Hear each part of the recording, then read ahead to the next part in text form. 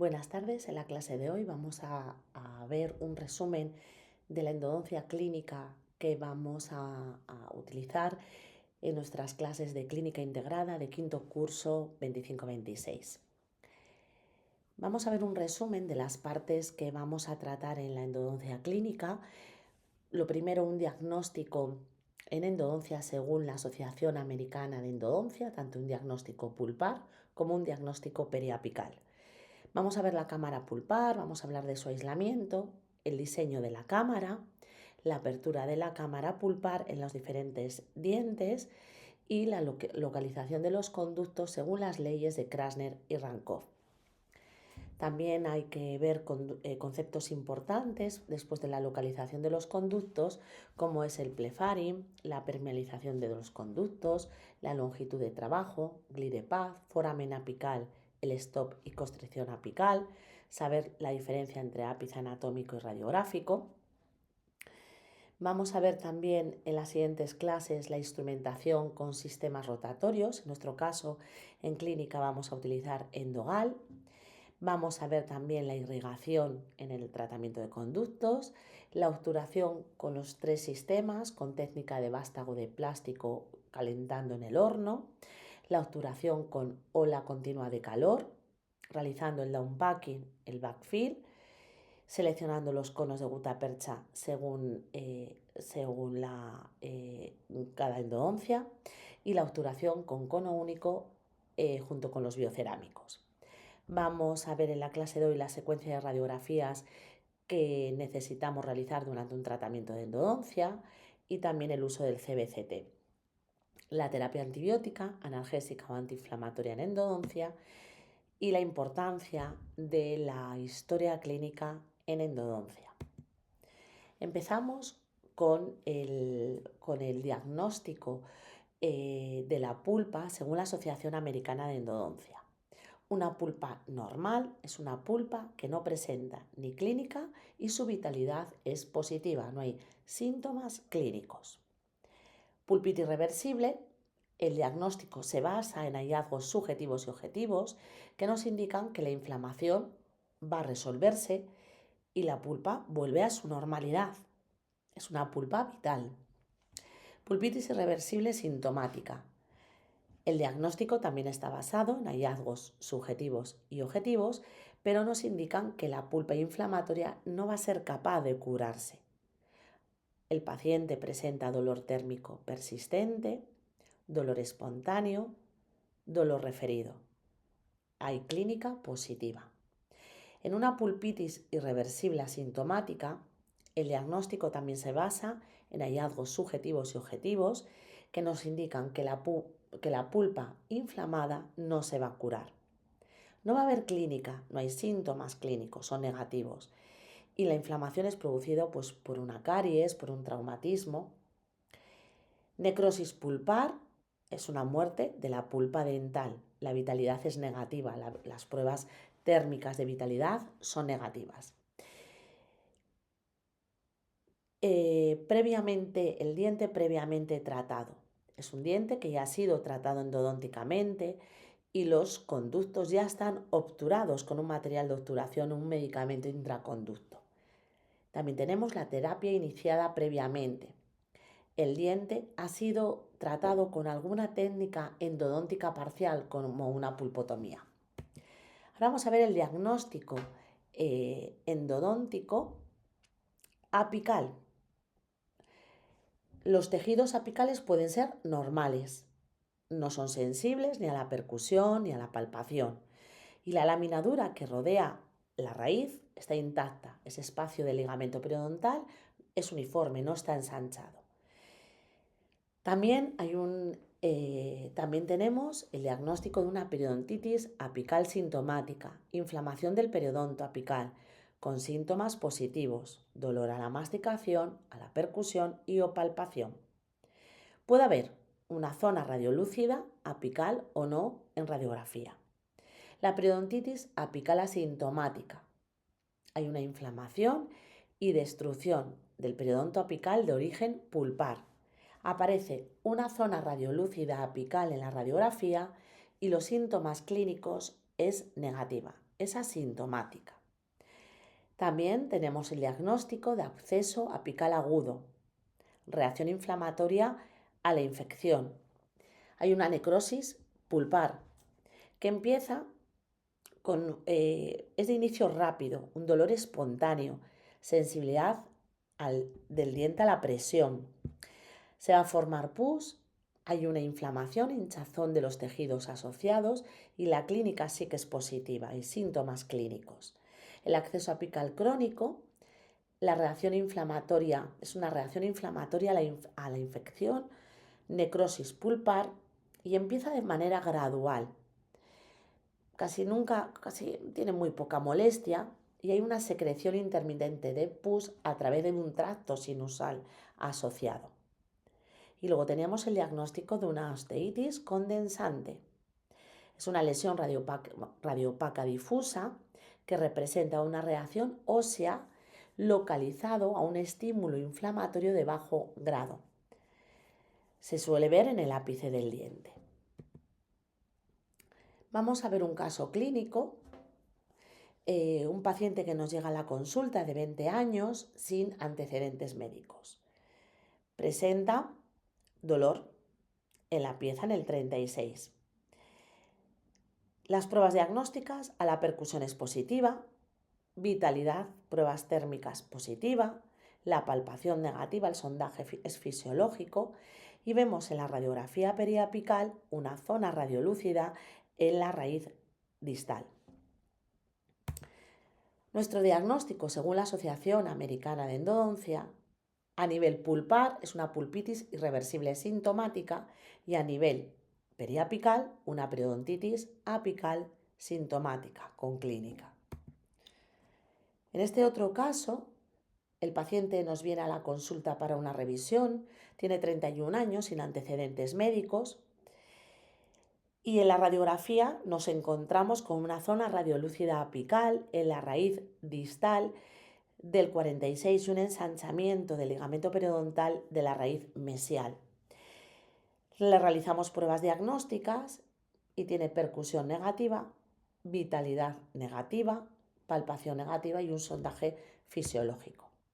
Según el diagnóstico de la AE, hay una necrosis pulpar y el diagnóstico periapical, una periodontitis apical asintomática. En este otro paciente, 35 años, que acude a la consulta porque presenta fístula o inflamación en el segundo cuadrante a nivel de la pieza 2.5, sin antecedentes médicos, a la exploración vemos que hay una fístula del 2.5 en vestibular. En radiografía periapical vemos que hay una zona radiolúcida apical y en las pruebas diagnósticas tenemos clínica positiva, una percusión positiva, palpación positiva y a las pruebas térmicas es negativo. Un sondaje fisiológico. Según el diagnóstico de la AE, tenemos una necrosis pulpar con acceso apical agudo en la pieza 2.5. Vamos a hablar un poco de la cámara pulpar. Previamente, antes de realizar una endodoncia, debemos de hacer la reconstrucción, debemos de limpiar la caries y reconstruir el diente porque así nuestros irrigantes van a quedar concentrados en el diente y no se van a salir a la cavidad oral, no va a haber una contaminación de los conductos. Entonces, es recomendable hacer una reconstrucción previa al tratamiento endodóntico. Primer requisito fundamental antes de hacer una endodoncia es un aislamiento absoluto de la pieza que vamos a endodonciar. Es preferible aislar la pieza distal a la pieza que vamos a endodonciar. ¿Por qué? Porque así el CLAR no nos dificulta la entrada de las limas y de los rotatorios a la cámara. Y también nos ayuda a la realización de las radiografías. Si vemos que el dique no sella bien alrededor de la corona del diente, bien le atamos una seda o bien utilizamos estas resinas de barrera fotopolimerizables alrededor de la corona del diente, que son fáciles de retirar, se adaptan muy bien a la corona dentaria y así ajustamos mejor el dique a la corona del diente. Diseño de la cavidad de la cámara pulpar. Debemos de eliminar todos los restos pulpares que hay en la cámara. Tenemos que obtener una visualización directa de la cámara pulpar y de los conductos. Y debemos de conservar cuanto mayor estructura dentaria mejor. Es decir, no dejar frágiles las paredes del diente, porque si no un diente endodonciado tiene más tendencia a fracturarse. Ahora bien, la cámara debe tener un tamaño que nos permita introducir los instrumentos en los conductos de forma recta, que las limas entren lo más recto posible y los rotatorios. Debemos de retirar todas las interferencias oclusales con las fresas. Empezamos con una fresa redonda de tallo largo con turbina para eliminar la caries y el exceso y el acceso cameral que hay en el esmalte. Luego lo que hacemos es eliminar el techo de la cámara y paredes axiales ya con una fresa de carburo de tungsteno también redonda de 0,12, 0,14 a baja velocidad con contraángulo, también tallo largo que nos facilita llegar hasta la cámara pulpar. Y luego ya una vez limpio el techo cameral, al pasar al piso utilizamos una fresa de turbina de tallo largo, también la endoceta, que tienen punta inactiva, y así podemos limpiar el piso de la cámara, el suelo y las paredes laterales.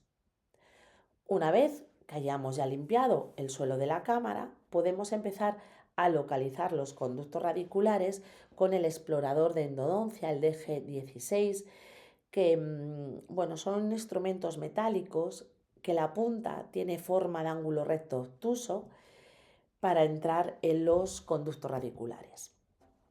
Podemos ver las fresas que os había comentado, de diamante redonda de tallo largo para acceder a la cámara eliminándole el esmalte.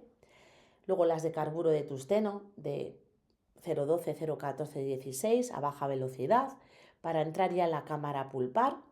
Y después, para limpiar ya, como os decía, el suelo de la cámara y paredes axiales, usamos una fresa de turbina, también de tallo largo porque nos facilita el acceso, y punta inactiva, que es la endoceta. Y luego, a la derecha de la diapositiva, podemos ver el explorador endodóntico, el de G16, con los ángulos en forma obtusa, los ángulos obtusos que os comentaba para acceder mejor a la entrada de los conductos radiculares. Las leyes de anatomía de la cámara pulpar. Para localizar la cámara pulpar y los conductos dentro de la cámara, vamos a tener en cuenta las leyes de Krasner y de Rankov. Las leyes de Krasner son las leyes de simetría, que no se usan en molares superiores. En la primera ley de la simetría nos dice que los conductos son equidistantes a una línea imaginaria que trazamos en el suelo de la cámara pulpar de mesial a distal. La segunda ley de la simetría también nos dice que los conductos radiculares están situados en líneas perpendiculares a este eje imaginario del suelo de la cámara pulpar en sentido mesiodistal. Las leyes de Rankov primero habla de la ley del cambio de color, donde el suelo de la cámara pulpar es más oscuro y las paredes son más claras. Y nos habla de las leyes de localización de los orificios de los conductos radiculares. La primera ley de localización del orificio nos dice que los orificios de los conductos están situados en la unión pared-suelo. Segunda ley nos dice que los orificios de los conductos están situados siempre en los ángulos de la unión suelo-pared. Y la tercera ley nos dice que están localizados al final de las líneas de fusión del desarrollo de las raíces.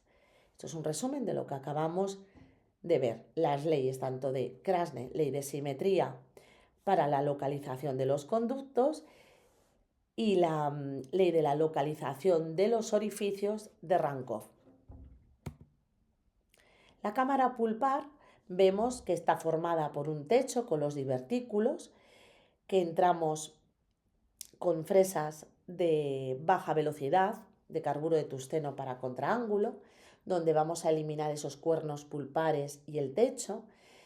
Y luego ya pasamos a fresas de punta inactiva, como la endoceta. Vemos las paredes laterales, el piso de la cámara pulpar y ahí ya la entrada a los conductos radiculares. La cavidad pulpar la forma tanto la cámara como los conductos. La cámara pulpar de las piezas dentarias, en el incisivo central superior hay una raíz, un conducto recto, cónico y curvado apicalmente.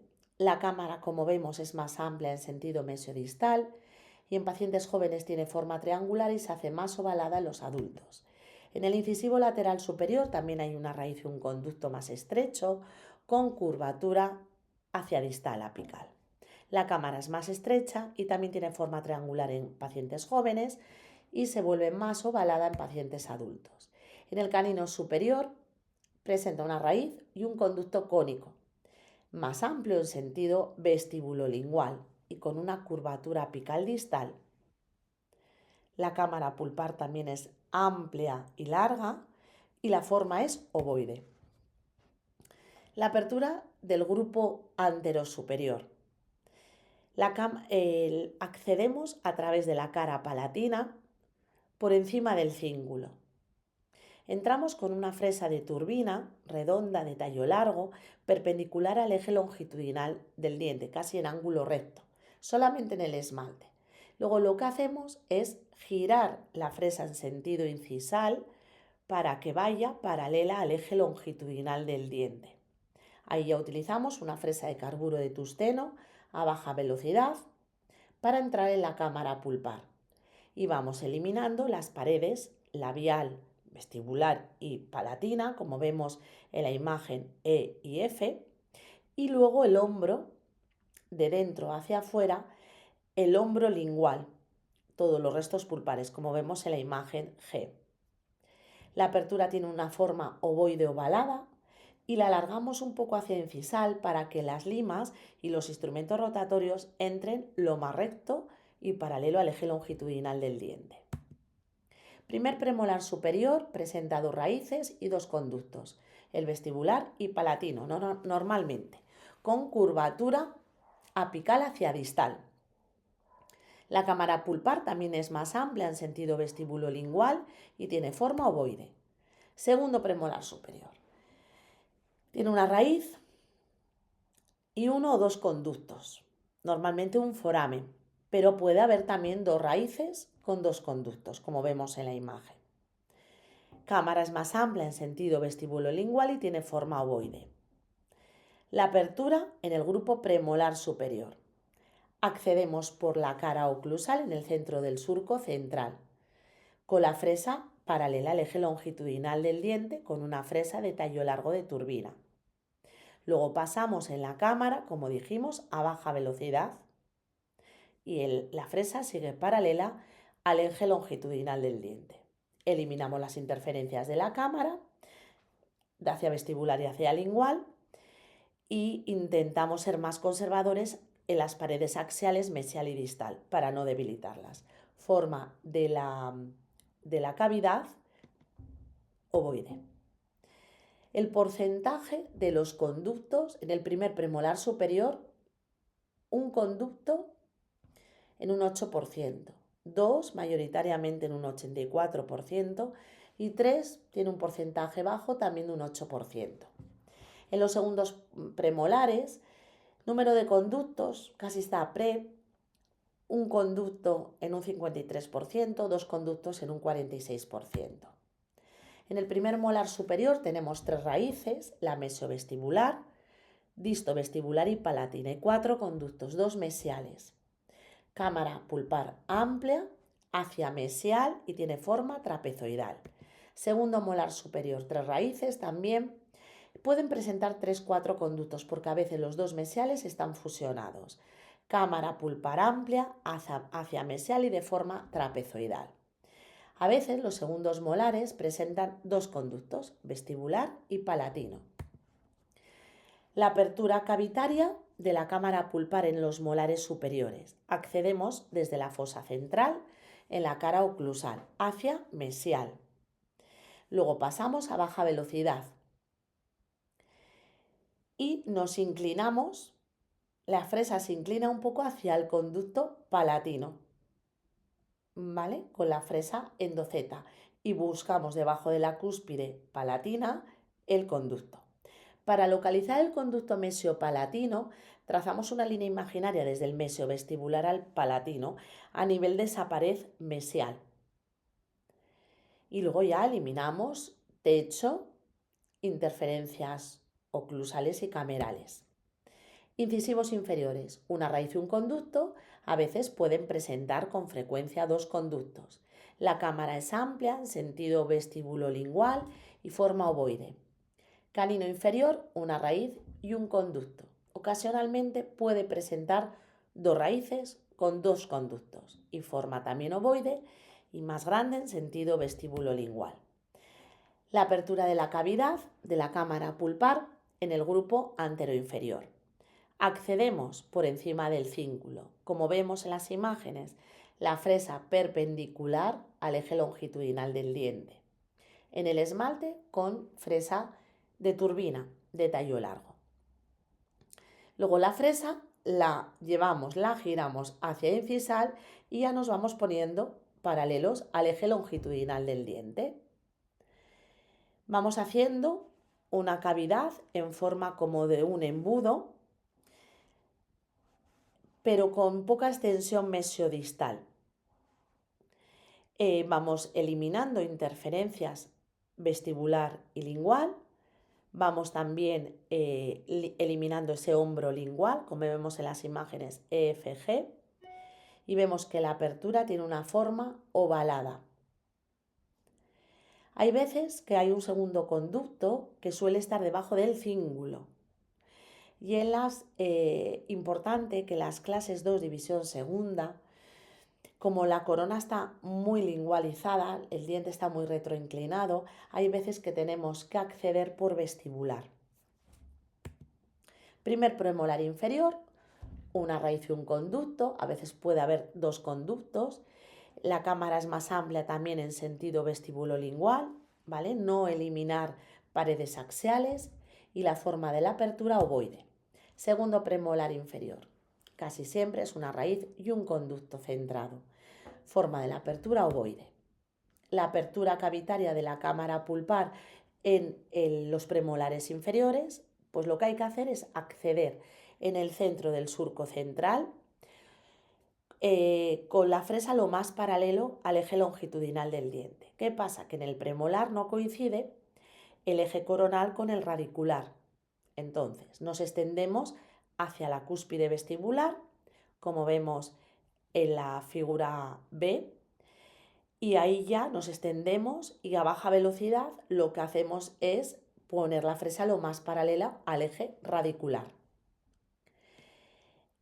También intentar no debilitar las paredes mesial y distal y tiene una apertura de forma ovoide. Primer molar inferior, dos raíces con tres conductos, mesiovestibular, mesiolingual y el distal. A veces puede presentar dos conductos distales. Tiene forma trapezoidal. Y segundo molar inferior, dos raíces y tres conductos, mesiovestibular, mesiolingual y el distal. Forma trapezoidal. Otras veces también nos podemos encontrar dos conductos, uno mesial y otro distal. Y aquí la forma sería rectangular. Apertura de la cavidad de la cámara pulpar en el grupo molar inferior. Accedemos en la cara oclusal, en la fosa central, inclinando la fresa desde la cúspide mesiovestibular hacia la cúspide distal. Pasamos a baja velocidad y vamos eliminando vestíbulo lingual, ¿vale? Rectificamos buscando el conducto con la endoceta debajo de la cúspide, ¿vale? Vamos eliminando el tejido debajo de las cúspides con la endoceta, que es punta inactiva.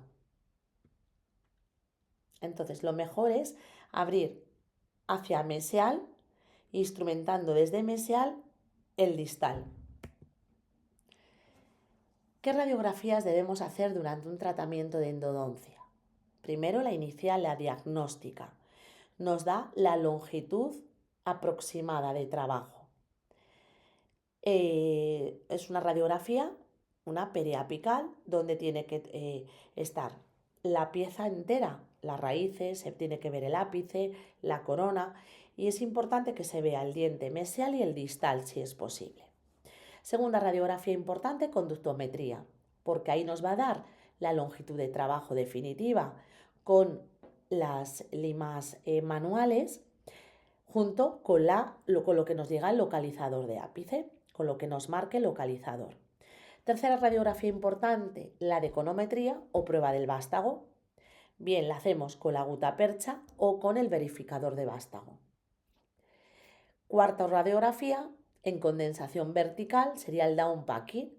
Comprobamos que la gutapercha ha llegado apicalmente a la longitud de trabajo.